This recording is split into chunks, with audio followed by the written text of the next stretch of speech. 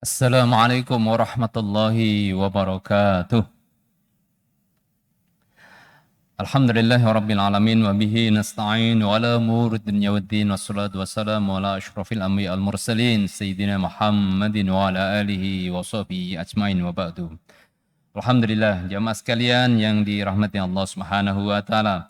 Bersyukur kita kepada Allah atas nikmatnya, karunia-Nya sehingga kita bisa salat duhur. Kita berharap kepada Allah semoga salat kita diterima oleh Allah Subhanahu wa taala. Amin Allahumma amin. Pun demikian ba'da salat Allah masih mudahkan kita untuk duduk dalam majelis ilmu. Majelis yang karunia-Nya luar biasa besar sampai Imam Syafi'i rahimahullah mengatakan bahwa duduk dalam majelis ilmu lebih mulia dibandingkan dengan 1000 rakaat salat sunnah. Masya Allah, tabarakallah. Ada yang kuat Pak, jemaah sekalian, salat rakaat 1000 rakaat, Masya Allah ya. Jemaah sekalian yang dirahmati Allah Subhanahu wa taala. Alhamdulillah pada kesempatan kali ini kita akan melanjutkan bahasan kita tentang As-Sirah An-Nabawiyah.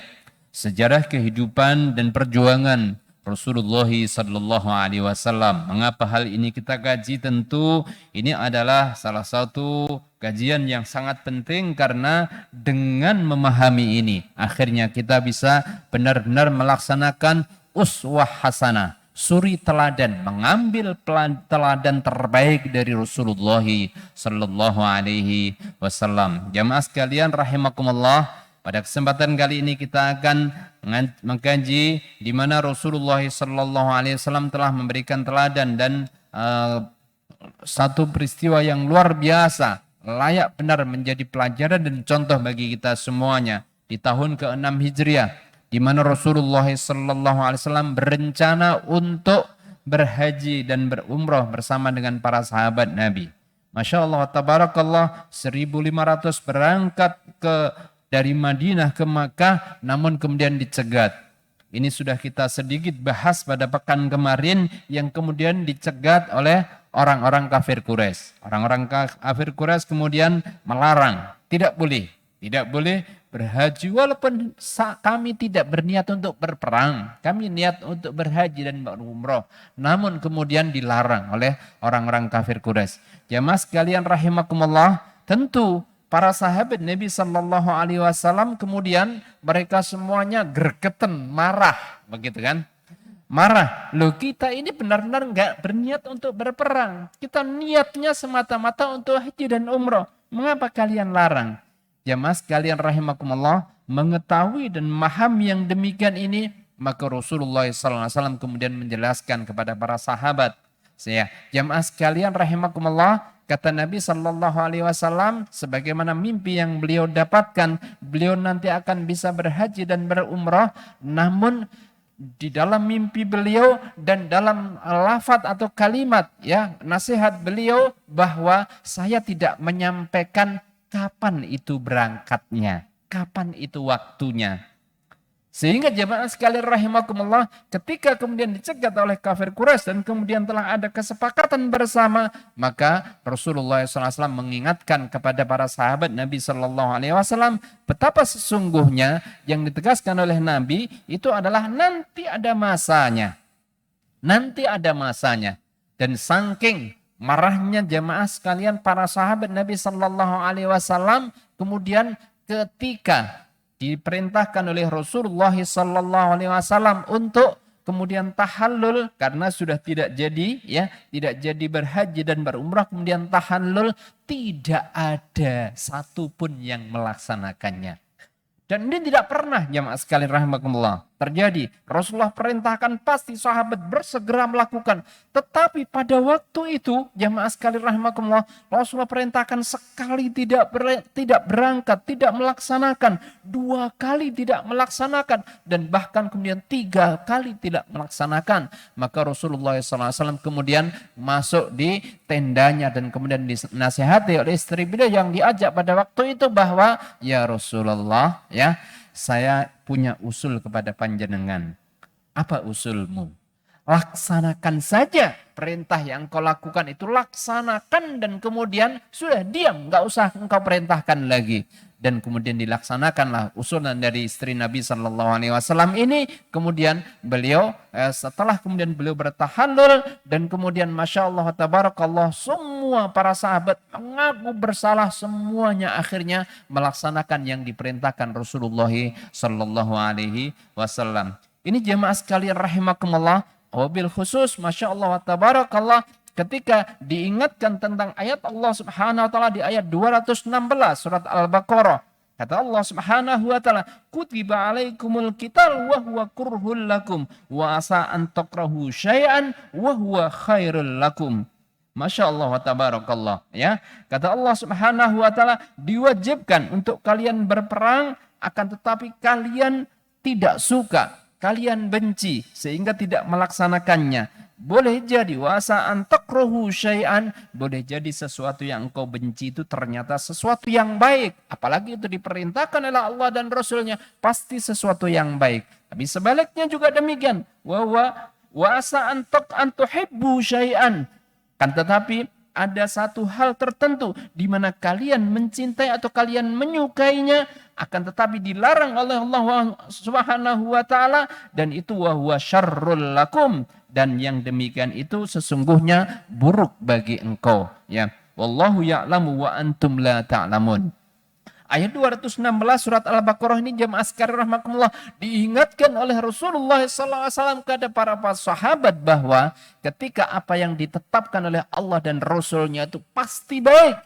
Namun jemaah sekalian rahimakumullah, pada saat di awal-awal beliau perintahkan sekali, dua kali, tiga kali mereka tidak melaksanakan jemaah sekalian rahimakumullah, maka begitu Rasulullah kemudian melaksanakannya, para sahabat Nabi SAW kemudian segera melakukannya. Jemaah sekalian rahimakumullah, berikutnya Allah berikan tanda-tanda bahwa yang diperintahkan oleh Rasulullah itu pasti baik.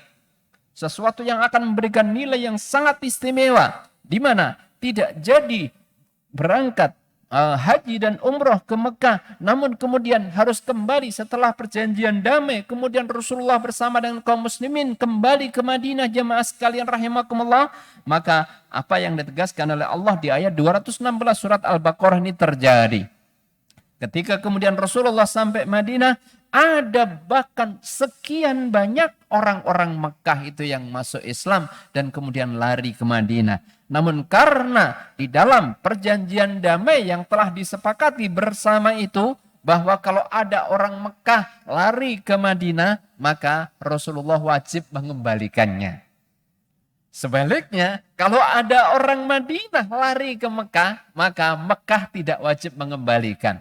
Tentu secara tekstual itu merugikan bagi kaum muslimin, merugikan bagi Rasulullah dan para sahabatnya. Loh kok enak, begitu kan?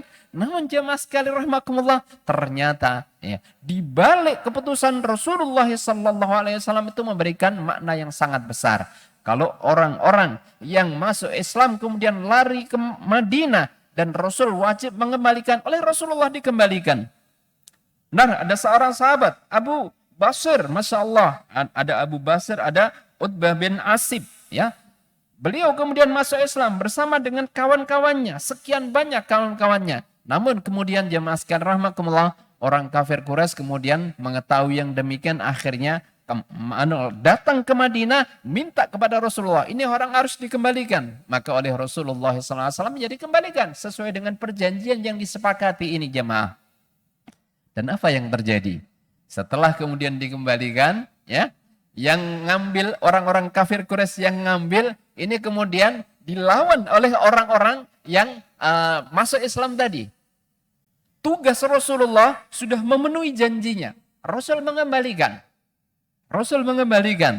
Tetapi kemudian di jalan orang-orang yang dipegang ini, ya, kemudian melawan orang yang mengambil ini, dan kemudian satu orang terbunuh dan satunya lagi lari, ketakutan luar biasa. Akhirnya jemaah sekalian rahimakumullah, Abu Basir dan Utbah bin Asid dan serta sahabat-sahabat yang lain yang mereka masuk Islam ini akhirnya tinggal di tengah perjalanan antara Mekah Madinah, dan kemudian termasuk tempat yang sering dilewati oleh orang-orang ketika mereka berdagang. Sehingga jemaah sekalian rahimakumullah, semakin bertambah jumlah orang-orang warga dari Mekah yang masuk Islam yang ikut dengan Abu Basir ini, Masya Allah tabarakallah. Karenanya jamaah sekalian rahimakumullah, sebuah keuntungan yang luar biasa, kemenangan yang istimewa yang didapatkan oleh Rasulullah SAW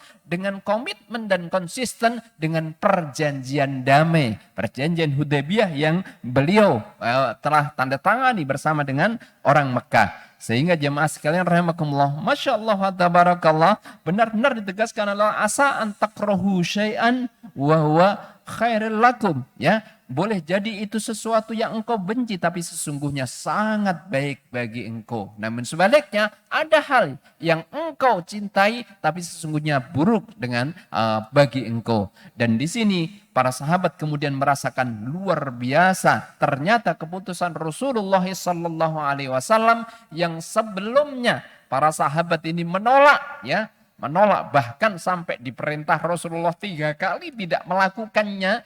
Tapi kemudian mereka mendapatkan ibrah yang sangat besar. Betapa sesungguhnya kewajiban kita untuk sam'an wa ta'atan, untuk mendengar dan langsung taat atas perintah Rasulullah SAW itu sesuatu yang tidak bisa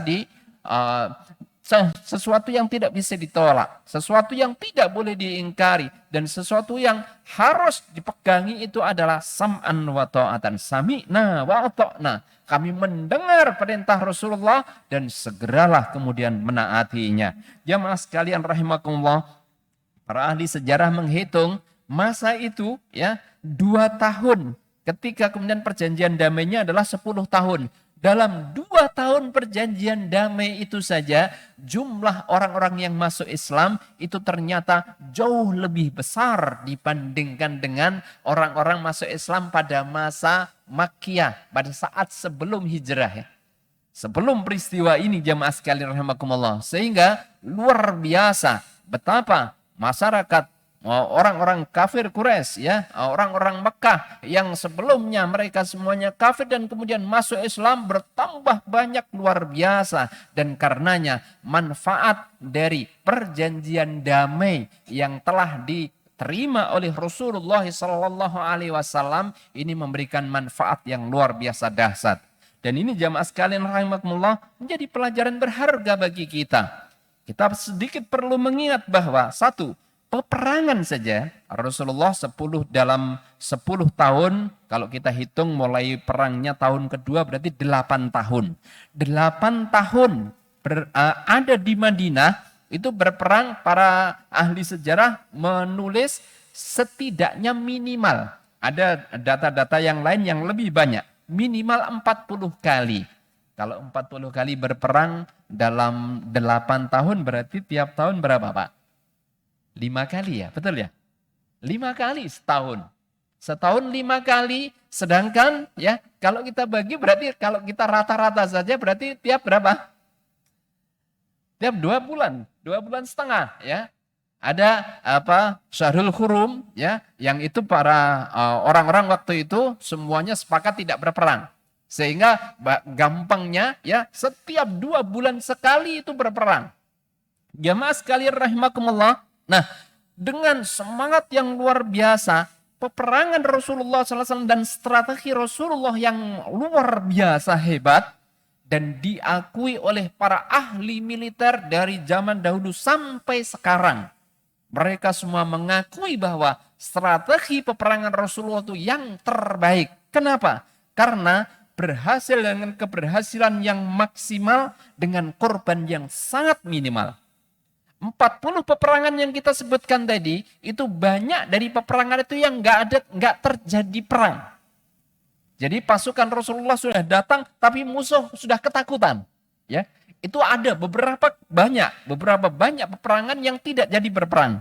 Kemudian yang jadi berperang, tetapi minimal semuanya korbannya luar biasa minimal.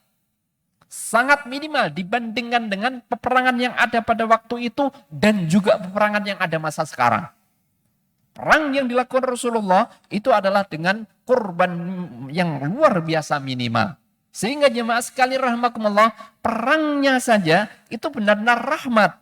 Apalagi kemudian, Masya Allah, Tabarakallah, ya, dengan keputusan Rasulullah menerima perjanjian Sulhul Hudaybiyah ini, perjanjian damai ini, maka menegaskan dengan sesungguh-sungguhnya bahwa wa ma arsalnaka illa rahmatan lil alamin, itu di sini.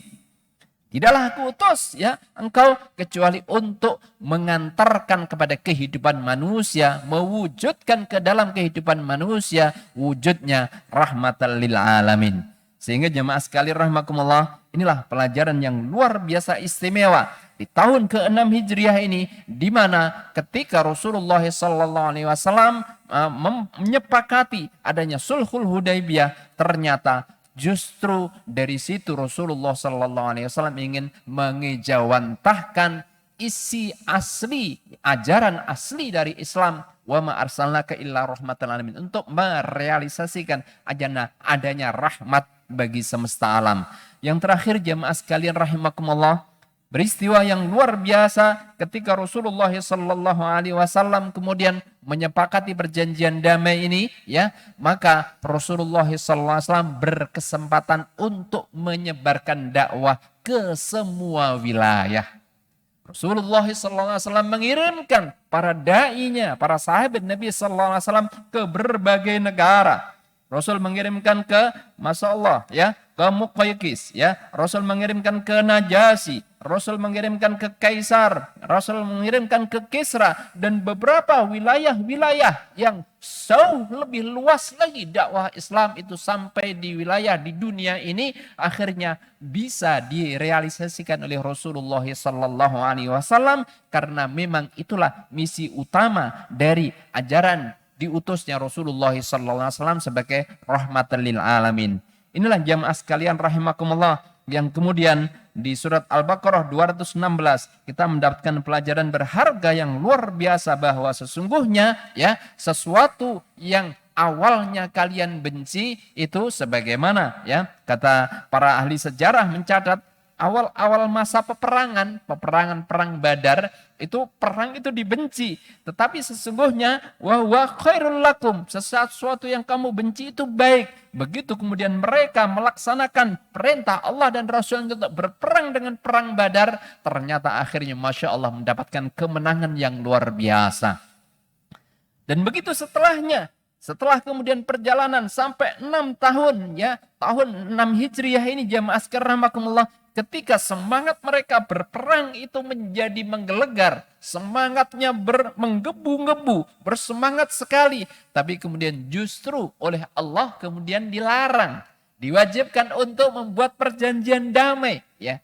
Sehingga ada sesuatu yang engkau senangi, tetapi justru ternyata itu tidak baik bagi engkau. Sehingga jemaah sekalian rahimakumullah, di sini sangat menjadi pelajaran yang sangat berharga, bahwa dakwah Islam Rasulullah SAW di tahun ke-6 Hijriah ini kita mendapatkan pelajaran yang istimewa. Sesungguhnya ajaran Islam yang datang dibawa oleh Rasulullah SAW hakikatnya adalah benar dan untuk merealisasikan rahmat bagi semesta alam, kasih sayang kepada umat manusia. Dan di tahun itu Rasul telah mengajarkan kepada kita semuanya, bahkan pada saat itu para sahabat pun kemudian awalnya tidak mau menerima, tetapi kemudian begitu telah ditetapkan oleh Rasulullah SAW, agak enggak srek awalnya, tetapi kemudian berikutnya para sahabat kemudian baru melihat manfaat yang luar biasa besar dari keputusan Rasulullah sallallahu alaihi wasallam. Inilah jamaah sekalian rahimakumullah, betapa sesungguhnya pelajaran yang istimewa dari dakwah Nabi sallallahu alaihi wasallam di tahun ke-6 ini. Kita mendapatkan pelajaran yang sangat istimewa, di mana kemenangan-kemenangan bagi kaum muslimin itu akan benar-benar terrealisir ketika kita semuanya semakin teguh dan kuat komitmen kita terhadap ajaran Allah dan Rasul-Nya. Dan tentu kita berharap kepada Allah Subhanahu wa Ta'ala di tahun kita ini. Maka jamaah sekalian rahimakumullah, komitmen kepada agama dan kemudian komitmen kita dengan perjuangan yang diajarkan oleh Rasulullah sallallahu alaihi wasallam ini pasti akan mengantarkan kita kepada kehidupan kita yang terbaik bagi diri kita, bagi keluarga kita, bagi masyarakat dan bangsa kita, dan bagi kemanusiaan. Demikian jamaah sekalian rahimakumullah, jazakumullah khairan katsira yang telah kita bahas pada sirah Rasulullah sallallahu alaihi wasallam. Semoga memberikan manfaat yang terbaik dan terbesar dalam kehidupan kita. Mari kita sempurnakan dengan kafaratul majlis. Subhanakallahumma wa bihamdika asyhadu an la ilaha illa anta nastaghfiruka wa natubu ilaik. Aqulu qali hadza wa astaghfirullahal azim li wa lakum. Assalamualaikum warahmatullahi wabarakatuh.